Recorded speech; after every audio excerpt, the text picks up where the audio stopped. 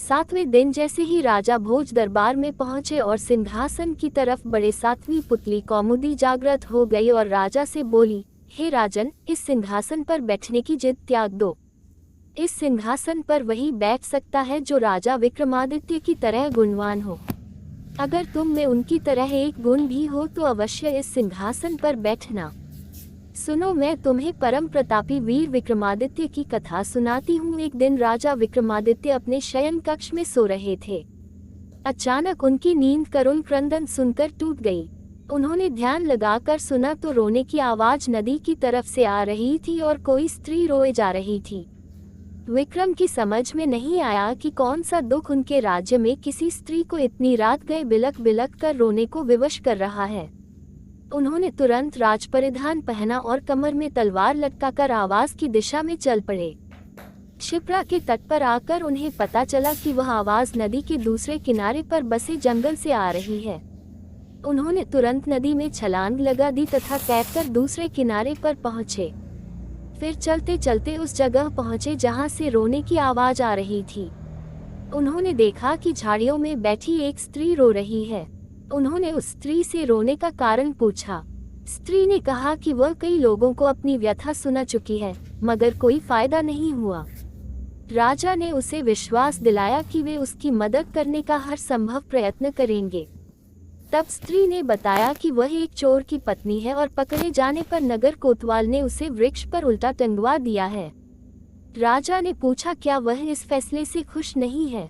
इस पर औरत ने कहा कि उसे फैसले पर कोई आपत्ति नहीं है, लेकिन वह अपने पति को भूखा प्यासा लटकता नहीं देख सकती। चूंकि न्याय में इस बात की चर्चा नहीं कि वह भूखा प्यासा रहे, इसलिए वह उसे भोजन तथा पानी देना चाहती है। विक्रम ने पूछा कि अब तक उसने ऐसा किया क्यों नहीं। इस पर औरत बोली कि उसका पति इतनी ऊंचाई पर टंगा हुआ है कि वह बगैर किसी की सहायता के उस तक नहीं पहुंच सकती और राजा के डर से कोई भी दंडित व्यक्ति की मदद को तैयार नहीं होता। तब विक्रम ने कहा कि वह उनके साथ चल सकती है। दरअसल वह औरत पिशाचिनी थी। वह लटकने वाला व्यक्ति उसका पति नहीं था। वह उसे राजा के कंधे पर चढ़कर खाना चाहती थी। जब विक्रम उस पेड़ के पास आए तो वह उस व्यक्ति को चट कर गई। तृप्त होकर विक्रम को उसने मनचाही चीज मांगने को कहा। विक्रम ने कहा वह अन्नपूर्णा का पात्र प्रदान करे जिससे उनकी प्रजा कभी भूखी नहीं रहे। इस पर वह पिशाचिनी बोली कि अन्नपूर्णा पात्र देना उसके बस में नहीं, लेकिन उसकी बहन प्रदान कर सकती है।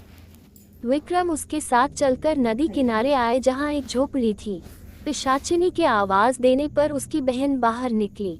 बहन को उसने राजा का परिचय दिया और कहा कि विक्रमादित्य अन्नपूर्णा पात्र के सच्चे अधिकारी है, अतः वह उन्हें अन्नपूर्णा प्रदान करें। उसकी बहन ने सहर्ष अन्नपूर्णा पात्र उन्हें दे दिया। अन्नपूर्णा लेकर विक्रम अपने महल की ओर रवाना हुए। तब तक भोर हो चुकी थी। रास्ते में एक ब्राह्मण मिला। उसने राजा से भिक्षा में भोजन मांगा। विक्रम ने अन्नपूर्णा पात्र से कहा कि ब्राह्मण को पेट भर भोजन कराए। सचमुच तरह तरह के व्यंजन ब्राह्मण के सामने आ गए। जब ब्राह्मण ने पेट भर खाना खा लिया तो राजा ने उसे दक्षिणा देना चाहा। ब्राह्मण अपनी आंखों से अन्नपूर्णा पात्र का चमत्कार देख चुका था, इसलिए उसने कहा, अगर आप दक्षिणा देना ही चाहते हैं तो मुझे दक्षिणा स्वरूप ये पात्र दे दे, ताकि मुझे किसी के सामने भोजन के लिए हाथ नहीं फैलाना पड़े। विक्रम ने बेहिचक उसी क्षण उसे वह पात्र दे दिया। ब्राह्मण राजा को आशीर्वाद देकर चला गया और वे अपने महल लौट गए।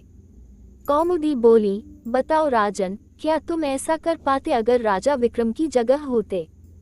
इतना कहकर कौमुदी पुनः सिंहासन में जाकर जड़वत हो गई। राजा भोज विचारों में खो गए और सिंहासन पर बैठने का अन्य उपाय खोजने लगे। अगले दिन 8वीं पुतली पुष्पवती ने रोका राजा भोज का रास्ता। पढ़े अगले अंक में, ब्राह्मण अपनी आंखों से अन्नपूर्णा पात्र का चमत्कार देख चुका था, इसलिए उसने कहा, अगर आप दक्षिणा देना ही चाहते हैं तो मुझे दक्षिणा स्वरूप ये पात्र दे दे, ताकि मुझे किसी के सामने भोजन के लिए हाथ नहीं फैलाना पड़े। विक्रम ने बेहिचक उसी क्षण उसे वह पात्र दे दिया। ब्राह्मण राजा को आशीर्वाद देकर चला गया और वे अपने महल लौट गए। कौमुदी बोली, बताओ राजन, क्या तुम ऐसा कर पाते अगर राजा विक्रम की जगह होते? इतना कहकर कौमुदी पुनः सिंहासन में जाकर जड़वत हो गई।